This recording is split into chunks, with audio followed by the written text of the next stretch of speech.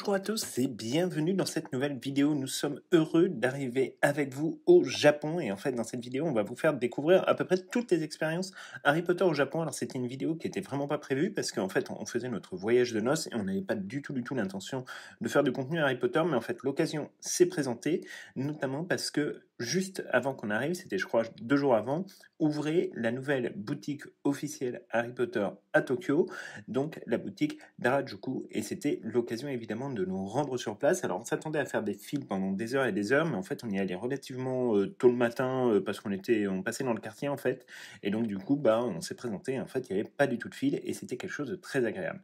Alors évidemment Harry Potter à Harajuku, c'est l'énième boutique associée évidemment à la franchise Harry Potter après New York, Chicago. Cette fois-ci Tokyo se dote donc d'un très gros flagship, et il faut dire qu'il est absolument énorme, et surtout il est basé sur la forêt interdite. Donc c'est une thématisation que nous n'avions pas jusqu'à présent dans les différents shops Harry Potter, et là pour le coup ça donne vraiment quelque chose de très intéressant, puisque on a vraiment cette espèce de sentiment d'être un peu en bordure de cette forêt interdite quand on rentre dans la boutique, et c'est vraiment bien réussi. Alors, pour être assez honnête, voilà, nous, encore une fois, on n'avait pas du tout prévu de venir pour faire des quantités d'achats Harry Potter, et dans les faits, on n'en a pas fait énormément par rapport à ce qui aurait pu être le cas. Alors, on nous a distribué, voilà, des petits souvenirs, voilà, Harry Potter, en fait, c'est des petits éventails, parce qu'évidemment, en plein mois d'août, il fait 38 degrés, et dans la boutique, il peut faire très chaud parce qu'il laisse les portes ouvertes. Alors, tout à l'intérieur, vous allez avoir évidemment un certain nombre d'objets, voilà, officiels, donc pour Harajuku. Alors, vous avez des tote bags, vous avez voilà, des mugs, un petit nounours qui est très mignon, et puis des t-shirts qui pour le coup étaient vraiment absolument superbes. Et alors point positif, c'est qu'ils ont des tailles adoptées aux morphologies européennes, ce qui n'est pas le cas partout, et ça c'était vraiment cool. Et franchement les prix sont loin d'être délirants par rapport à ce qu'on peut voir à Londres ou à New York ou à Orlando. Alors il y a beaucoup d'articles Harry Potter qui sont très génériques et qui sont des articles que vous allez retrouver vraiment un petit peu partout, dans les parcs, dans les Warner Bros. Studio Tour, ou voilà, on va dire dans des boutiques relativement classiques, mais ça reste vraiment quelque chose de très sympa, et vous avez toute une thématisation quand même en termes de décoration qui est vraiment cool, et on va découvrir en fait au fur et à mesure qu'il y a quand même quelques petites exclusivités. Alors là, vous voyez par exemple ces petits pochons, ce sont en fait des pochons pour voilà, tout ce qui est transpiration, parce que c'est vrai que quand il fait 38 degrés, on a forcément très vite très chaud. Et donc pour le coup, c'est assez sympa. Et évidemment, on a craqué pour quelques petits points et quelques petits produits très sympas qui sont très japonais en soi. Mais voilà, c'est des petites lanières de téléphone, des petits porte-clés, voilà, qui est représenté à Harajuku. Mais on a pris d'ailleurs aussi quelques t-shirts parce que c'était plutôt cool. Alors, au premier étage, vous avez tout le merchandising en fait qui est dédié principalement aux maisons. Donc ça, c'est quelque chose qui est assez classique. Mais vous avez aussi évidemment cette thématisation de la forêt interdite qui implique nécessairement la présence d'animaux fantastiques. Donc vous allez avoir voilà, un certain nombre de peluches, et vous allez avoir également une grande statue de Buck, l'hippogriffe. Alors elle est franchement très bien faite. On a le sentiment que c'est sensiblement la même qu'ils avaient utilisée pour la promotion de Hogwarts Legacy, mais c'est vrai qu'elle ressemble aussi beaucoup à celle qu'on voit généralement au studio. Et donc en fait, ce qui est assez cool aussi, c'est que vous allez avoir beaucoup de petites boîtes, beaucoup de petits gâteaux. Alors ça, c'est vraiment un truc qui est très japonais. Ils sont ultra fans des petits gâteaux et tout. Et c'est vraiment sympa parce que les thématisations sont assez belles. Alors, vous en avez beaucoup qui viennent en fait des Warner Bros. Studio Tour de Tokyo. Vous en avez beaucoup que vous allez retrouver voilà, des fois dans les boutiques des parcs, notamment à Osaka. Donc c'est assez classique, mais voilà, ça reste un petit souvenir en fait assez sympa à ramener. C'est une petite preuve d'attention, une petite preuve d'amitié, et franchement on a trouvé que c'était plutôt cool. Alors ils ont quelques exclusivités, comme voilà les boîtes donc de choco grenouille en fait carrées, qui sont des boîtes métallisées. Ça pour le coup c'est une jolie exclusivité, et c'est assez sympa en fait parce que du coup ça permet de quelque part montrer aussi voilà différentes facettes du monde magique, avec voilà tout ce côté confiserie et bonbons dont on parle beaucoup dans les livres. Là, c'est vrai qu'au Japon, ils ont poussé le coup quand même à aller un petit peu loin, et c'est vraiment sympa. Alors vraiment, il y en a franchement pour tous les goûts. Il y a à peu près toutes les saveurs possibles et imaginables, mais c'est vrai que les boîtes restent pour le coup relativement sympas. Et puis voilà, ça permet aussi de faire quelques petits objets de décoration parfois qui sont assez cool. Il y a toute une gamme d'ailleurs sur Onitux qui était vraiment bien réussie à Universal Osaka. Donc c'est vraiment sympa. Donc là, vraiment, c'est le rez-de-chaussée de la boutique. Alors alors encore une fois avec beaucoup de sucreries, beaucoup de choses comme ça et ensuite en fait on va, commencer à s'acheminer, gentiment en fait pour monter donc au premier étage puisqu'il y a un premier étage qui va donc nous permettre de découvrir encore plus un petit peu cette thématisation. Alors, en fait, en soi, c'est fait avec assez peu de frais et c'est un savant mélange, voilà, de petits décors, mais aussi d'écrans, et c'est franchement quelque chose de plutôt bien fait. Alors voilà, c'est, vous montez par des escalators et donc vous allez avoir des espèces de faux arbres avec donc tout un tas d'écrans sur lesquels peut se passer des petites choses ou en tout cas, il y a des petites animations. Alors après, pour être honnête, c'est vrai que là, la vidéo ne lui rend pas valeur, mais c'est une zone qui est assez peu éclairée, puisque vraiment vous êtes censé pénétrer dans la forêt interdite, donc vous avez des hiboux, vous avez des créatures magiques qui vont passer. Enfin, c'est vraiment quelque chose de très très bien fait, parce que vraiment, il y a une volonté vraiment de plonger le visiteur dans cette espèce d'immersion. Alors, c'est vrai que nous, on aurait préféré une boutique tout en longueur qui aurait permis, voilà, un peu de se promener dans la forêt interdite. Là, bon, c'est vrai qu'il y a ce système des escalators avec tout un tas de systèmes de miroirs et tout. Enfin, c'est quand même quelque chose de très très bien fait. Et nous, vraiment, qu'on a apprécié découvrir parce que bah, c'est vrai que la forêt interdite, mis à part Warner Bros. Studio Tour, c'est pas quelque chose qui est ultra bien exploité. Et là, pour le coup, il y avait un vrai intérêt.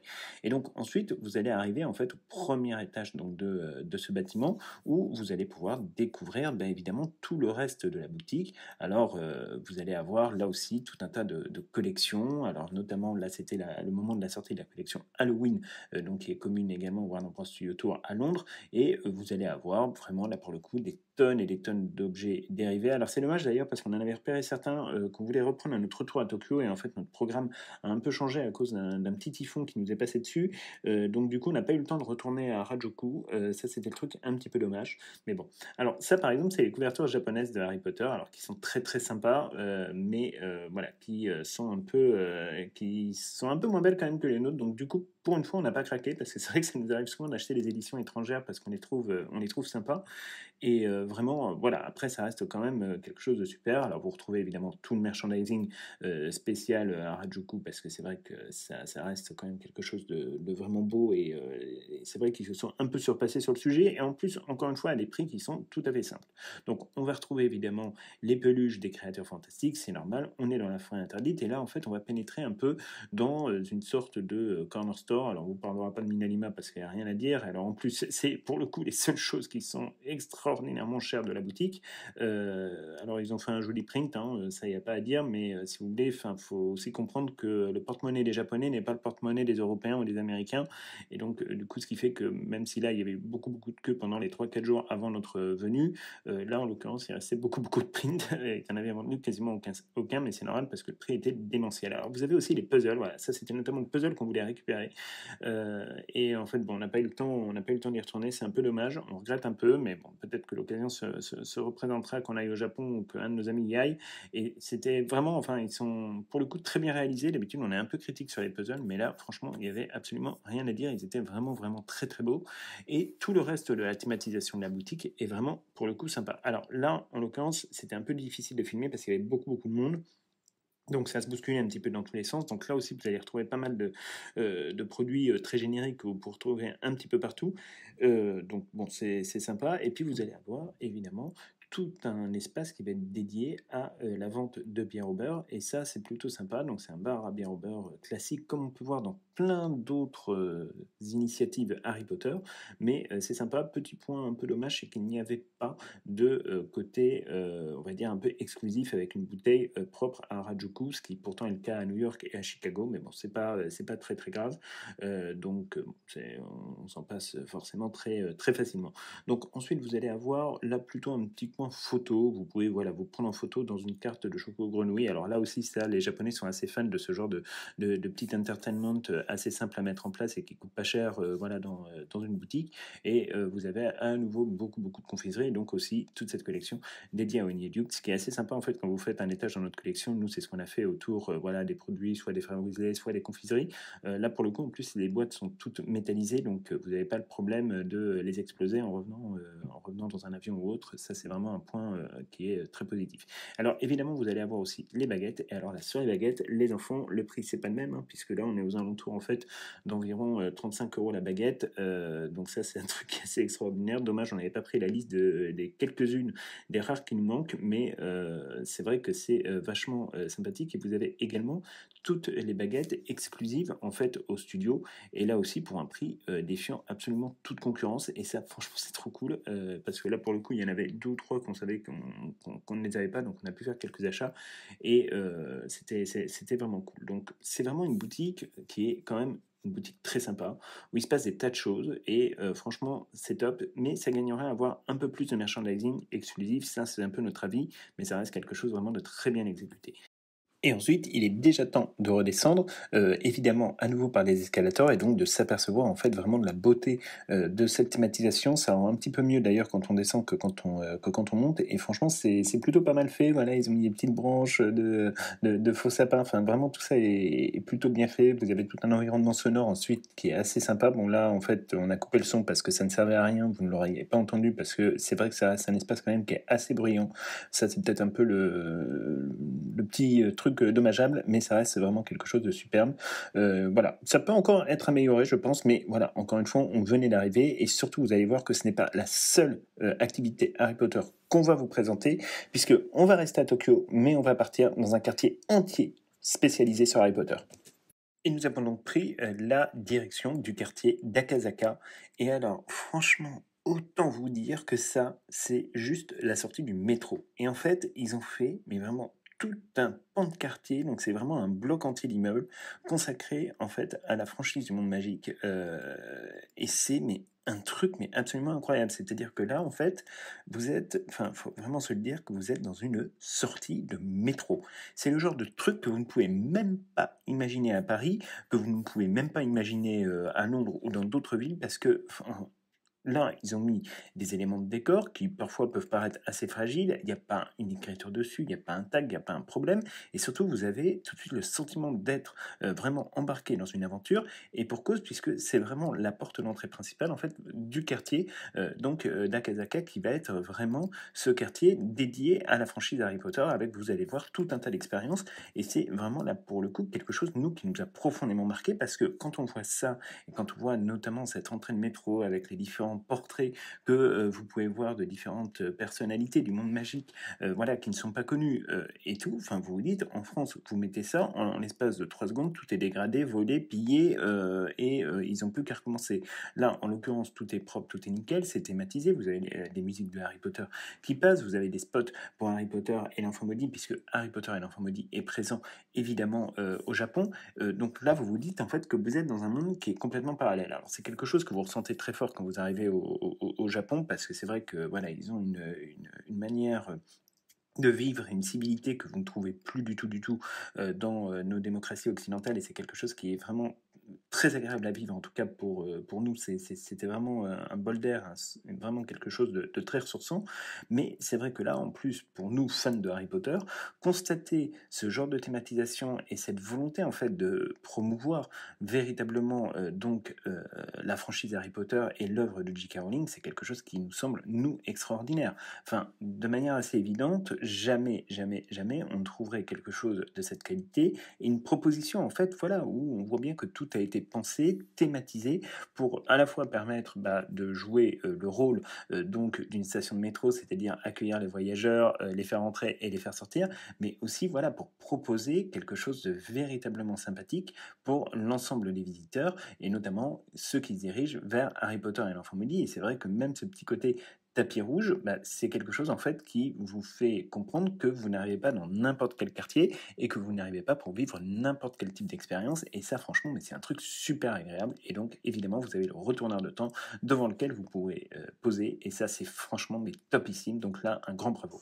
Et donc, à la sortie du métro, vous allez tomber immédiatement sur le Harry Potter Café, mais ça, on vous en reparlera un petit peu plus tard. Mais pour vous repérer dans tout ce pâté de maison qui est absolument extraordinaire d'Akazaka, en fait, vous allez même avoir un petit plan qui a été conçu, donc pour justement vous montrer un peu toutes les expériences. Donc, vous avez évidemment, là, on était dans le métro, c'est la Wizarding World Gate.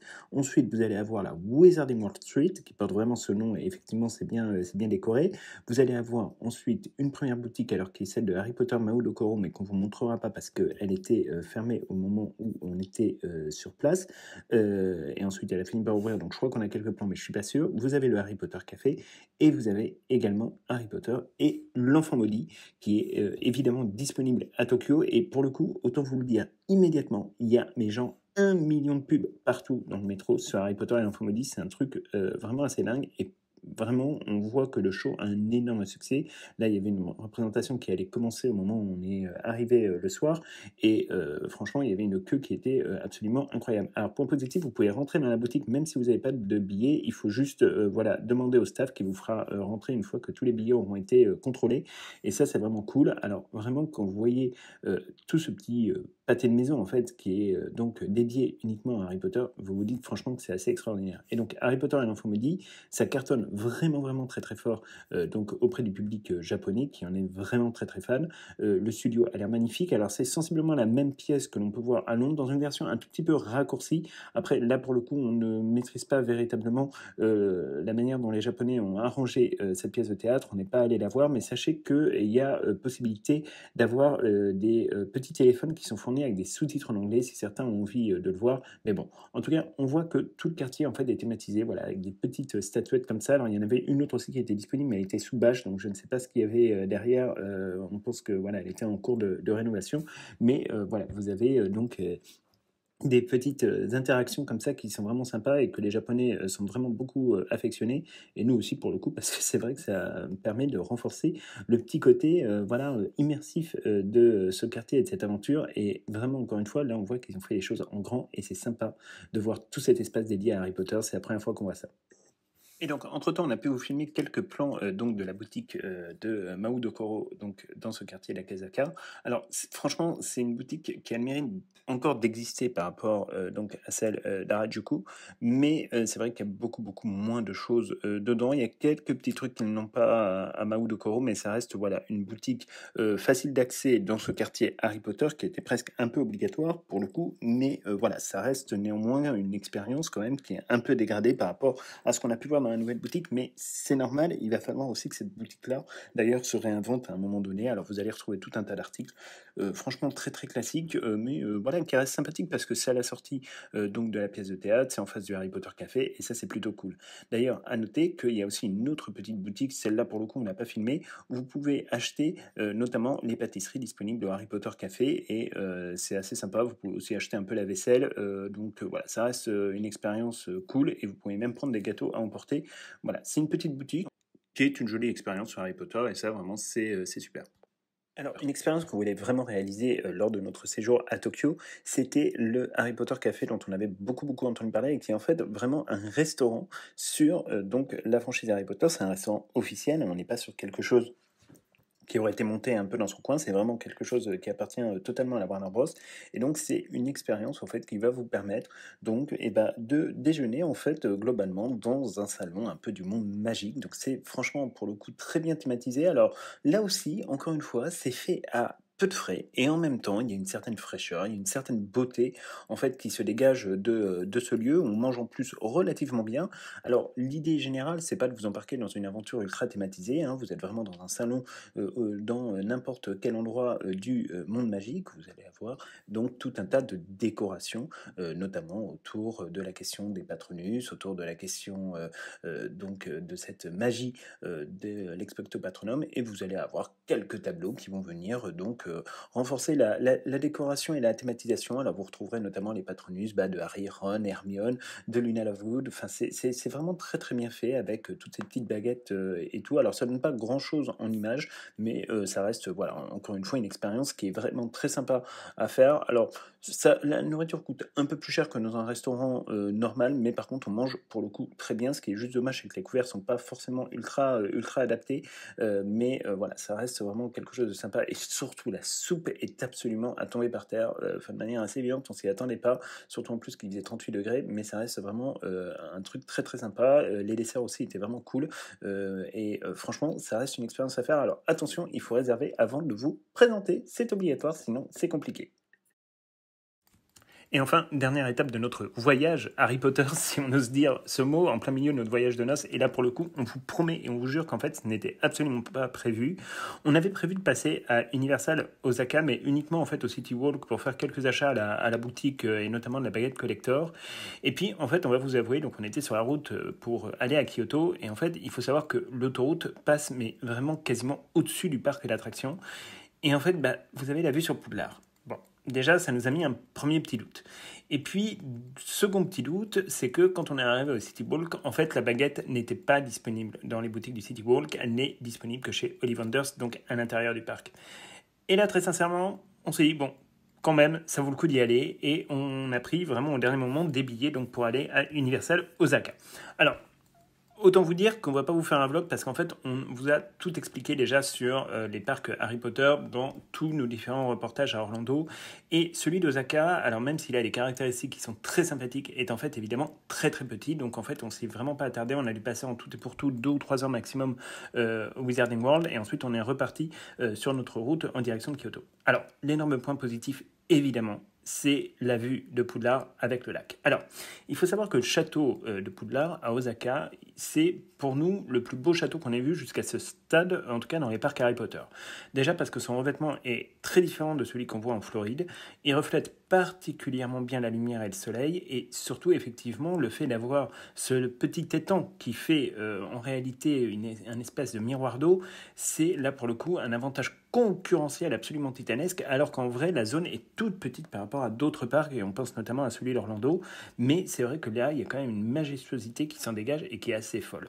Alors on est quand même allé déjeuner aux Trois Balais, hein, c'est notre restaurant, l'un de nos restaurants préférés quand on est en Floride, et on n'allait pas déroger un petit peu à notre tradition. Alors c'est marrant parce qu'ils ont un peu adapté très légèrement parfois la décoration pour être un peu au goût des Japonais, et donc qu'ils se sentent un peu représentés et inclus dans les détails, mais sinon en fait vraiment c'est le même restaurant que vous pourrez voir à Orlando, c'est exactement la même disposition, ils ont vraiment absolument rien changé, c'est peut-être un petit chouïa plus petit en termes de contenance et de nombre de places, mais ça reste vraiment un endroit qui est pour le coup franchement mais magique. Nous on adore en fait cette ambiance, puisque vous avez aussi la musique en fait de Harry Potter qui passe, enfin, vous avez vraiment le sentiment d'une pause, en plus dans un environnement encore une fois qui est ultra tropical l'été, donc du coup il fait extrêmement chaud, là il fait frais, il fait bon, enfin vous avez vraiment le sentiment d'être un peu à la maison. Et c'est peut-être encore plus vrai quand on est européen, on se retrouve en fait dans un contexte cette fois-ci européanisé, et bon, quelque part ça fait un petit peu du bien au milieu d'un voyage de 3 semaines,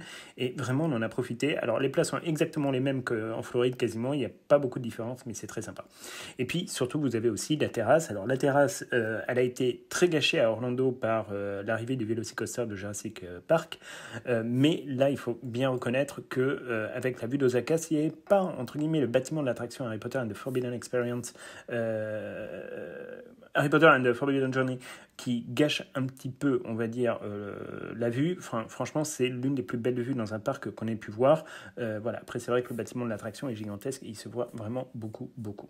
Mais encore une fois, c'est vrai qu'on a une visibilité cette fois-ci qui déjà est un peu plus cohérente d'un point de vue artistique, parce que c'est vrai que le lac, alors il y en a un en Orlando mais qui ne met pas du tout en valeur le château parce que la disposition n'a pas été pensée pour, et à Osaka qui est un parc plus récent que celui de Orlando, on voit bien quand même qu'il y a eu cette réflexion-là. Alors le lac peut vous paraître immense sur les photos ou sur les vidéos, en réalité il est tout petit, hein. C'est globalement une flaque dans laquelle il y a quoi, 35 cm de flotte, mais ça reste évidemment un point de vue très original, très agréable, et surtout, enfin, franchement, qui fournit des photos d'une beauté à couper le souffle et bien plus belle que celle d'Universal Orlando, même si en soi, le land, encore une fois, est un land qui est très très très petit, qui est très calme, mais dans lequel vous n'allez pas avoir en fait beaucoup de choses à faire et très peu de choses qui diffèrent du land que vous allez pouvoir voir en Floride. Alors, ils ont juste inversé certaines boutiques qui sont passées de gauche à droite, mais sinon, en vrai, vous n'avez que 2 attractions. Donc, il y a Harry Potter and the Forbidden Journey, qui est exactement la même que celle de Floride, donc du coup on ne l'a pas faite,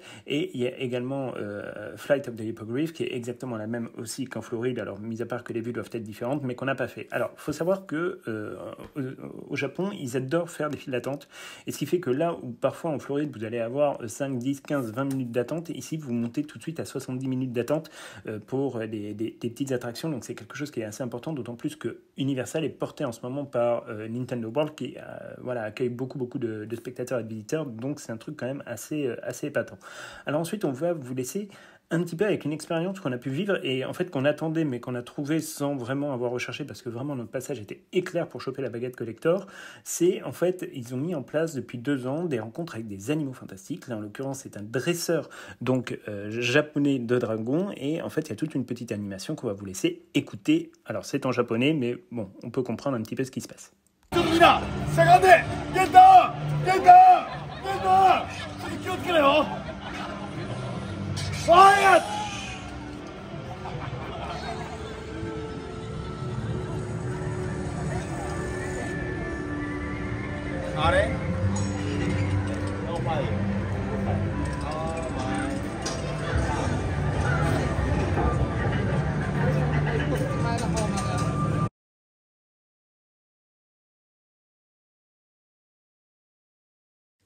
Donc en fait, ce qui est très sympa dans ça, c'est que vraiment on a un cast, en tout cas qui fait vachement bien le boulot, et surtout le mannequin de ce petit dragon est vraiment très très bien réussi. Donc en fait, ça c'était un truc qu'on voulait voir. Là, on sait qu'ils font aussi des choses avec les hippogriffes. A priori, il y a des veaux de lune qui devraient arriver bientôt, et aussi un nouveau spectacle, notamment avec les Deathtrackers, qui sera une première donc dans l'univers de Harry Potter. Et on attend d'avoir des premières images pour vous en parler peut-être un petit peu plus sur Instagram a priori.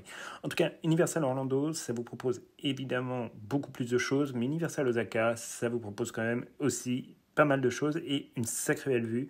Très sincèrement, on en a vraiment profité. Encore une fois, on n'avait absolument pas prévu d'y aller, mais ça restait quand même forcément un petit truc à faire et à bien y réfléchir. Si on n'y était pas allé, on aurait peut-être un petit peu été triste de ne pas l'avoir fait parce que vraiment ça vaut quand même le coup. C'est un parc qui est vraiment bien agencé. Alors en plus il y a tout le déambulatoire en fait pour accéder aux landes qui est très sympa parce que vous êtes en fait dans une espèce de forêt de petits sapins et vous avez de la musique écossaise notamment qui passe puisqu'on a entendu la cornemuse. Alors ça ne se fait nulle part ailleurs où il n'y a que les musiques de Harry Potter, mais pour le coup c'était franchement ultra sympa et on a vraiment l'impression de sortir du parc pour arriver à Universal Osaka et donc au Wizarding World of Harry Potter. Et là c'était vraiment très bien réussi. Ça, pour le coup, on peut dire qu'ils sont très forts sur la mise en scène.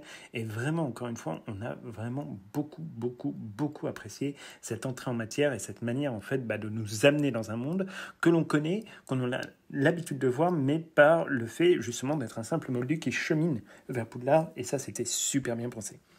Donc on a envie de dire, quelque part, ne faites pas la même erreur que nous. C'est-à-dire que, voilà, si vous avez prévu d'aller au Japon, incluez quand même une petite visite. Allez, s'il n'y a que le Wizarding World of Harry Potter qui vous intéresse, prévoyez ne serait-ce que 2-3 heures sur le parc. En plus, les billets sont vraiment accessibles et franchement, ça vaut le coup. Nous, on en a bien profité et surtout, on a ramené quelques petites merveilles qu'on vous montrera probablement sur Instagram.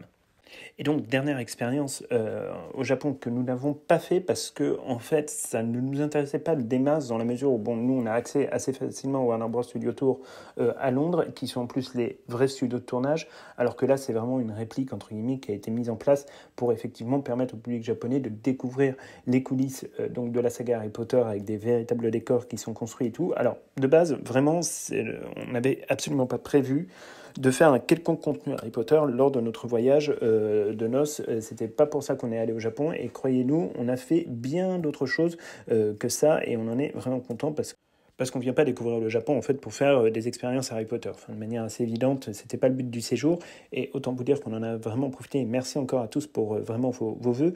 Mais bon, je voulais quand même parler un tout petit peu des studios Tours parce que c'est vrai que ce qui est intéressant, déjà c'est qu'ils ont 2 ou 3 décors supplémentaires par rapport à celui de Londres, mais par contre ce qui nous semble vraiment super important de dire, c'est à quel point on a été marqué par le nombre en fait d'expériences dédiées à Harry Potter, que ce soit à Tokyo ou ailleurs au Japon.